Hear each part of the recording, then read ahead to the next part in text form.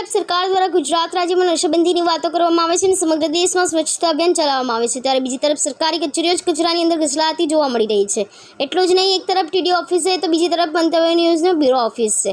આ બંનેની વચ્ચે ગંદકી હોવા છતાં બંને હાલ ગેરયુગમાં દેખાઈ રહ્યા છે।